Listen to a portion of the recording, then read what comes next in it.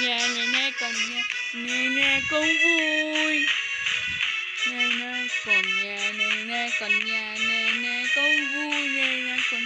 nè con nhà nè có gì vui nè xã hội có gì nè xã hội giờ go